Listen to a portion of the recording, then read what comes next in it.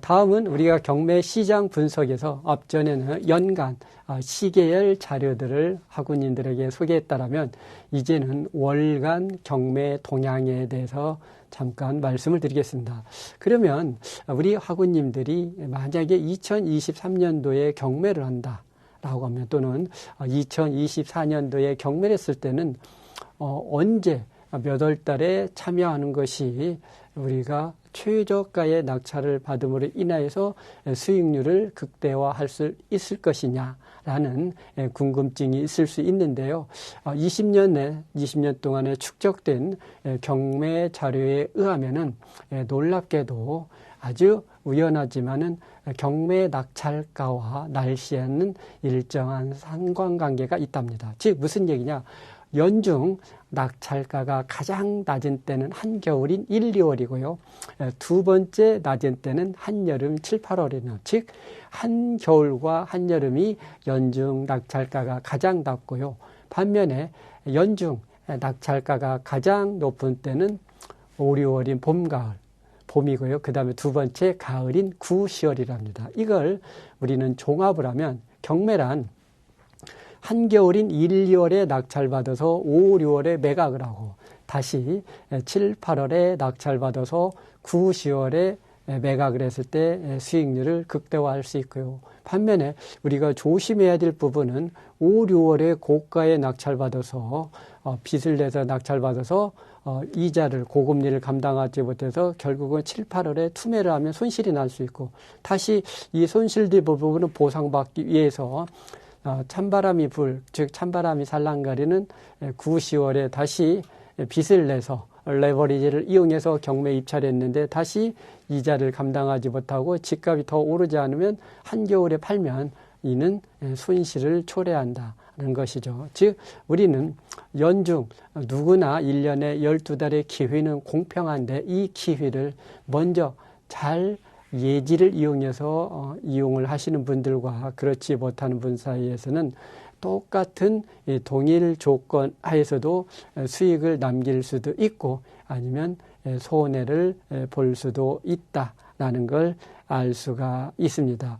올해도 역시 우리가 잠깐 보면 이 말을 보면 지난 4월 달이 서울 지역에서는 102.2%라는 전무후무한 낙찰가율을 올해는 기록합니다. 물론 지난해 우리 전고점 2021년도는 우리가 경매 시장이 얼마나 높았냐를 알 수 있냐. 3월 달에 115.2%를 그림을 알 수 있지만 올해 조정의 태태인 2022년도에도 봄에만 하더라도 사람들이 대통령 선거가 있었고요. 그 다음에 새로운 정부의 기대감으로 시장에 대한 기대치가 잔뜩 남아있다 보니까 봄에만 해도 낙찰가율이 100%를 넘겼으나 지금 11월 달에는 지난달에는 78.2%로 불과 약 6개월의 사이에 서울 기준으로 낙찰가율이 20% 이상에 떨어졌음을 알 수가 있습니다. 전국 기준으로도 유사한 패턴을 볼 수 있는데요. 전국 기준은 지난 3월 달에 83.5%로 올해 최고 낙찰가율을 기록한 반면에 지난 한여름인 8월 달에는 68.2%의 낙찰가율을 기록했습니다. 물론 12월의 통계가 아직 나오지 않았기 때문에 12월의 통계가 더 떨어질 가능성이 있지만 여하튼 우리는 이 내용을 종합을 했을 때 경매 시장에서 낙찰가가 가장 낮은 때는 한여름이거나 한겨울 그리고 반면에 낙찰가가 가장 높을 때는 봄 또는 가을이라는 것을 우리 학우님도 기억하시고 내년 이후에 혹시 입찰할 의향이 있거나 입찰 계획이 있으시다면 이 부분도 참조를 하시면 좋겠습니다. 다음은 올해가 2022년도가 왜 지난 7년 동안의 상승장을 마감을 하고 조정의 첫 해였다는 것을 경매 사례를 통해서 우리 학우님들과 한번 그 내용을 공유하도록 하겠습니다.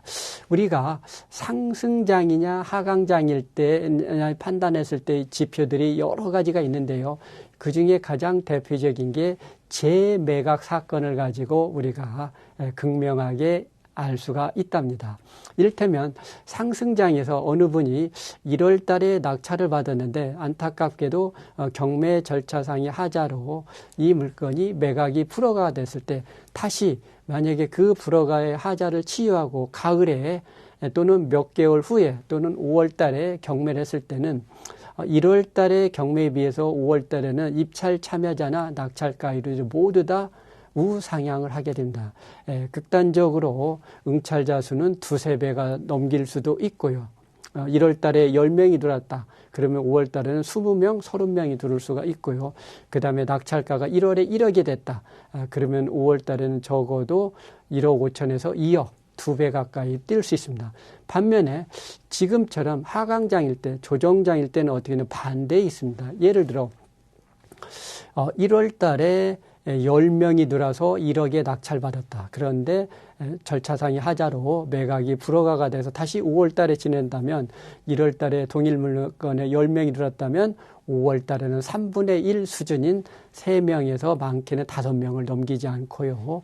낙찰가도 최소 8천만 원 이하로 이렇게 떨어지게 됩니다. 그럼 우리가 이런 툴을 가지고 우리가 올해가 과연 상승장을 마감을 했는지 정말 조정을 받고 있는지를 한번 전국에 진행된 경매 사례를 가지고 학우님들과 같이 공유하도록 하겠습니다. 우리 학우님들이 보시고 있는 자료는 대전 서구 번동에 있는 주택가 도로가 경매 나옵니다. 잘 아시다시피 도로는 실제 사유지일지라도 재산권 행사에 제한을 받게 됩니다. 이런 연으로 사실상의 도로일지라도 정상 가격의 3분의 1, 사도법상의 도로는 정상 가격의 5분의 1에 감정된 저평가를 하게 되어 있습니다. 그런데 이처럼 어떤 애물단지 같은 도로도 벼시 들 때가 있는데요. 바로 이 도로 지역이 개발 압력이 밀려올 때, 즉 대표적인 게 재개발 지역으로 편입이 될 때는 도로도 일정 면적 이상일 때 지자체별로 조례가 다른데요. 서울시 같은 경우는 90제곱미터 이상, 대전시 같은 경우는 60제곱미터 이상의 도로의 지분을 1인이 소유하고 있을 때는 입주권의 대상이 될 수도 있답니다.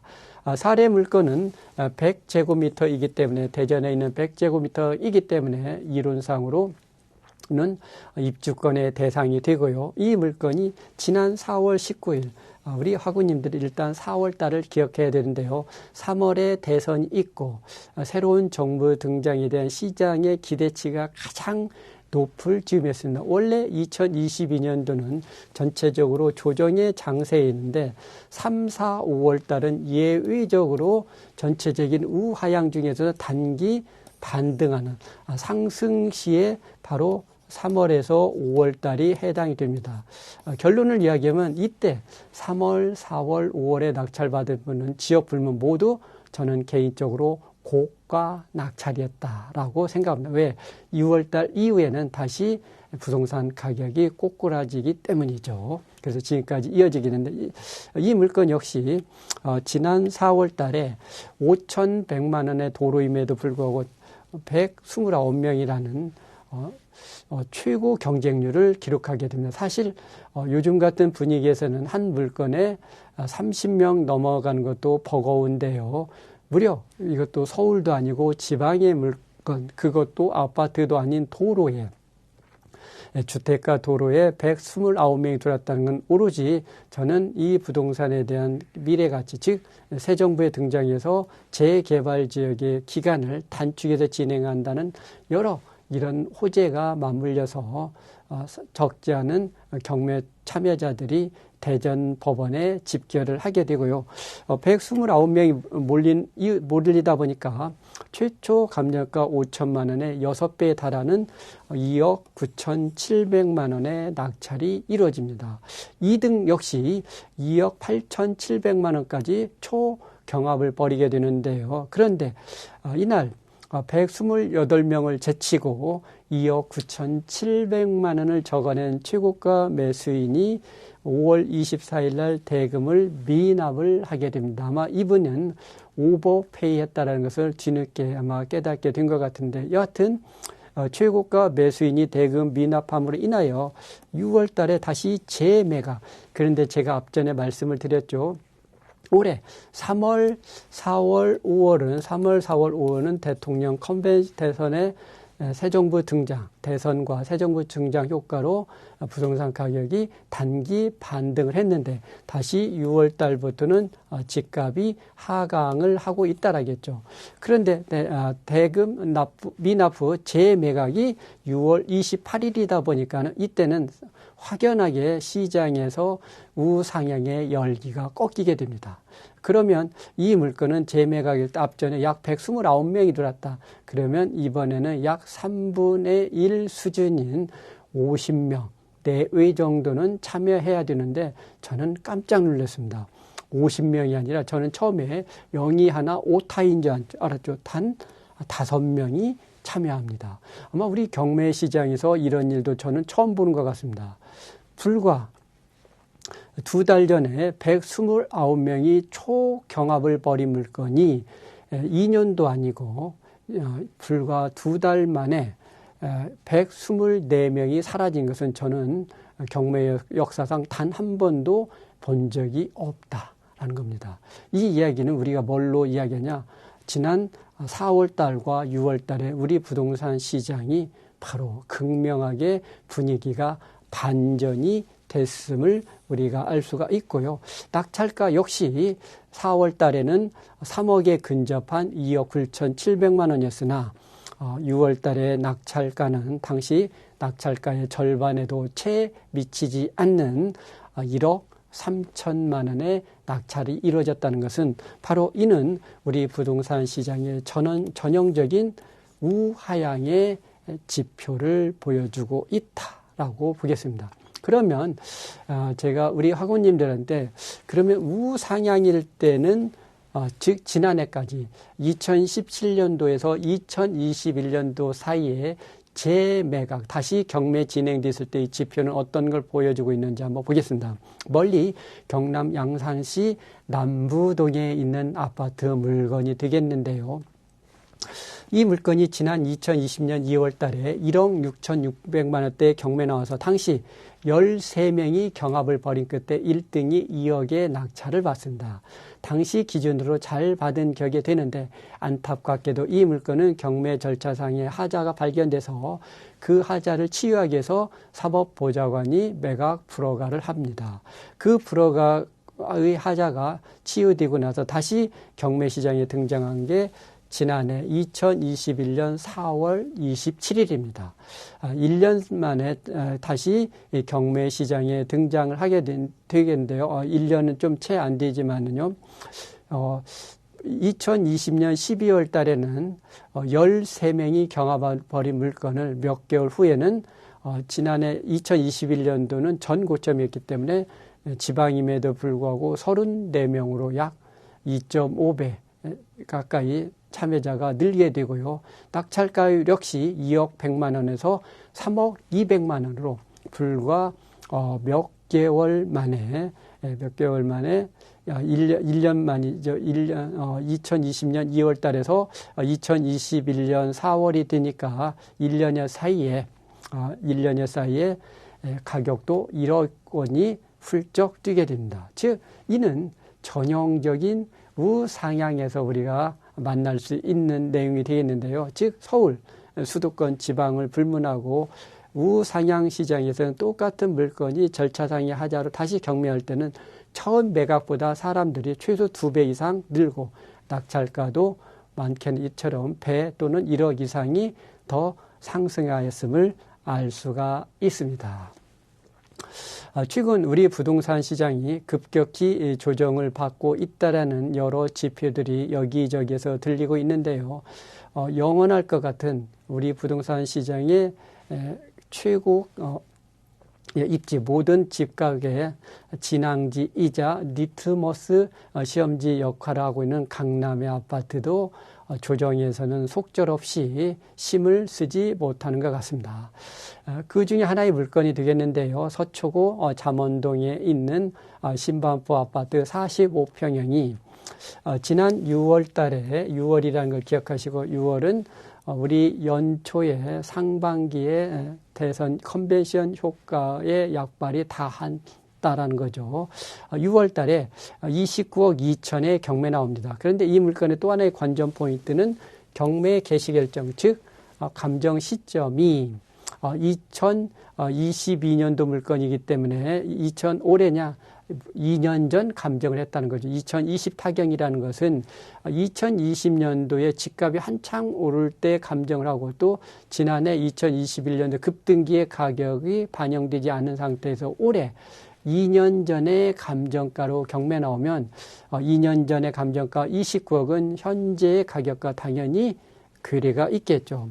6월달 당시 이 물건의 호가는 30억 중후반대를 형성하고 있었답니다. 그럼 최초 감정가 29억은 당시 시세에 비해서 훨씬 저렴하기 때문에 저는 적어도 실수요자 위주로 아무리 시장이 조정을 받기로서니 강남 소재 물건의 저평가된 물건을 감안했을 때는 적어도 실수요자 위주로 3명에서 5명은 들어오지 않을까 했는데 깜짝 놀랐습니다. 이날 불과 입찰자는 단 1명에 불과했는데요.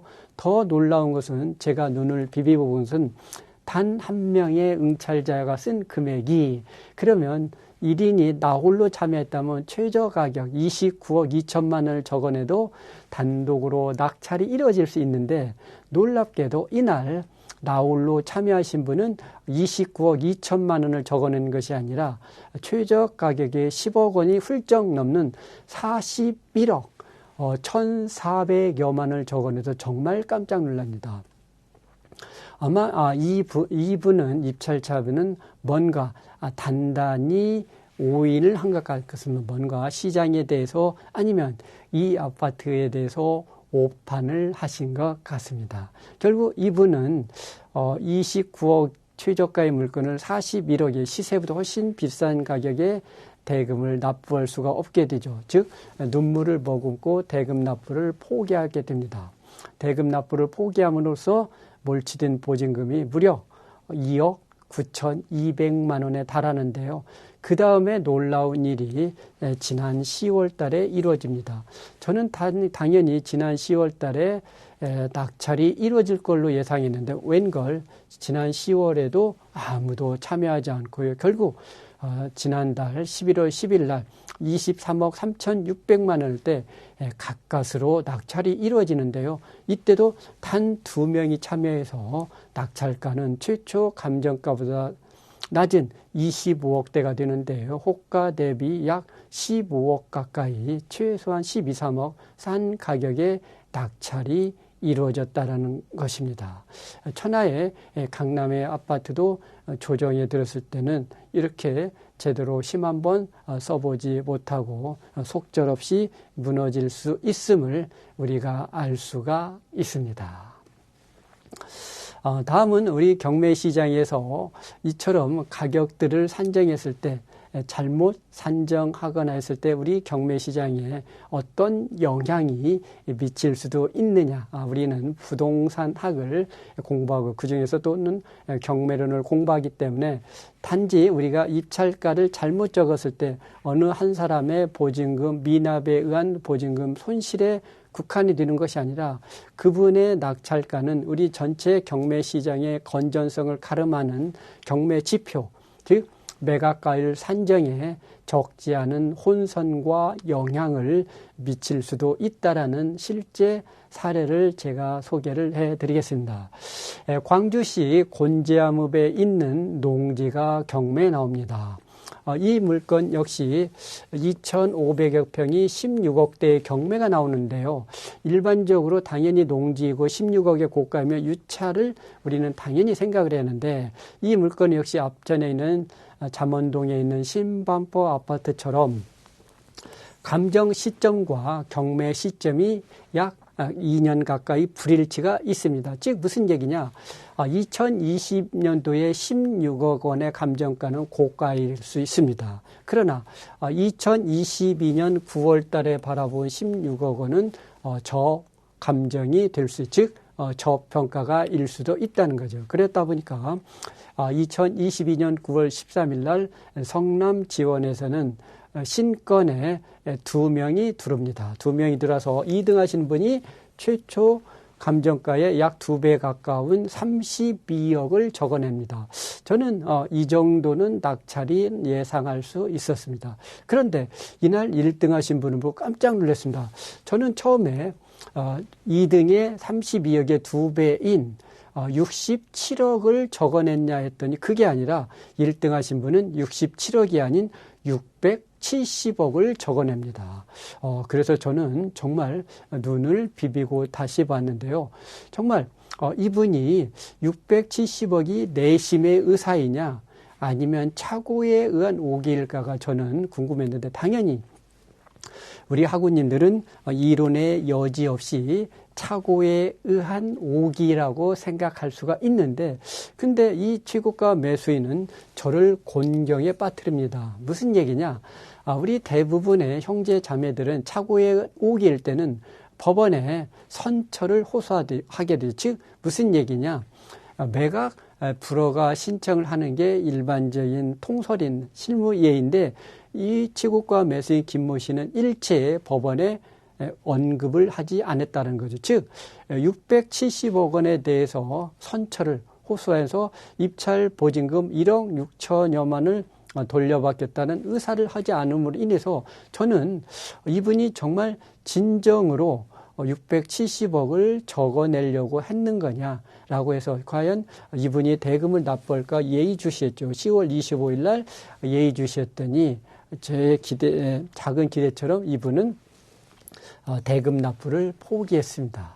그럼 저는 이걸 보고 좀 의아스럽죠. 어차피 대금 납부 포기해서 1억 6천여만을 포기할 것 같으면 그러면 법원에 최소한의 도리, 선처를 호소해서 만약에 그 선처가 받아질 확률은 극히 희박하지만 그래도 절차상의 하자를 발견해서 매각 불허가 신청을 하면 정말 그 가능성은 크지 않더라도 불허가를 받을 수 있는 기회 자체가 전혀 불가능한 건 아닐진데 왜 이런 기회를 행사하지 않았을까? 왜 최선의 노력을 다하지 않았을까는 지금 이 순간에도 두고두고 궁금한 부분이 되겠는데요. 저는 이 물건이 지난달 재매각 사건에 과연 몇 분이 들어와서 얼마의 낙찰이 이루어질까에 관전 포인트였는데 그날은 변경이 이루어져서 이 매각기일은 해를 넘겨서 우리가 다시 판단을 해야 될 것 같은데요. 여기까지는 일반 언론에도 노출된 가십입니다. 광주시 곤지암읍에 있는 농지 2,500여 평에 대해서 단 2명이 참여했는데 1등이 670억 원을 적어냈다라고 했고 대금 납부를 포기했다. 라고 한 물건인데 죄송합니다. 했는데 저는 이 물건이 우리 경매론에는 어떤 영향을 미치냐. 바로 우리 경매 통계 670억이 통계의 왜곡을 가져올 수가 있고요. 실제 우리 국가기관의 공식 통계인 대법원 경매정보 통계에서도 지난 9월 달에 전국 기준 매각가율이 82.8%라는 놀라운 기록을 기록합니다.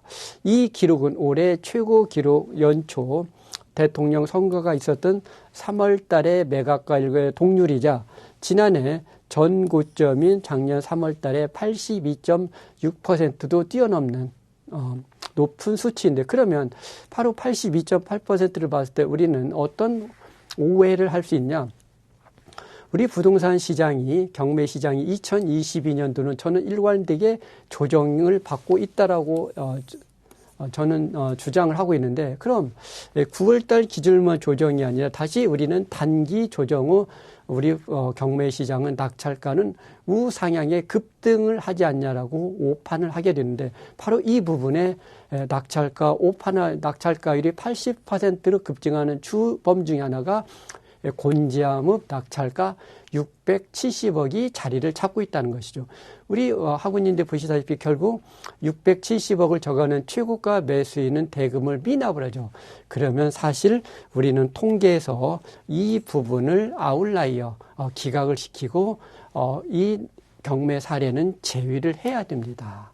그런데 9월달 통계에서는 그 부분을 제외하지 않고 바로 포함이 됩니다. 그런데 시간이 지나 결국 이분이 10월 달에 대금을 납부하지를 않게 되죠. 그러자 그때 비로소 법원의 공식 자료에서는 670억 원을 차감을 합니다. 차감을 하고 다시 통계를 하다 보니까는 77%, 즉 정상적인 조정장세의 통계를 기록하고 있는데요. 바로 이런 부분들이 우리 학우님들의 향후에 부동산학이라든가 경매론을 공부했을 때 어떤 통계에 있을 때 이게 우리의 통계는 과학일 수도 있지만 때로는 이 과학의 통계가 자료, 근본 데이터상의 문제가 있을 때는 이거는 우리 인간의 힘으로 그런 부실한 데이터들은 이 통계 자료에서 제외하는 그런 것도 필요하다라는 측면에서 제가 소개를 해드렸습니다.